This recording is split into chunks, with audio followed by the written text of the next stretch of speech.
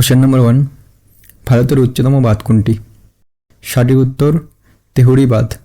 এখানে জেনে রাখো এই তেহুরি বাঁধের উচ্চতা 260.5 মিটার এবং এটি উত্তরাখণ্ডের ভাগীরথী নদীর উপর নির্মিত। কোশ্চেন নাম্বার 2, হীরাকুদ বাঁধ কোন নদীর উপর নির্মিত? সঠিক উত্তর মহানদী।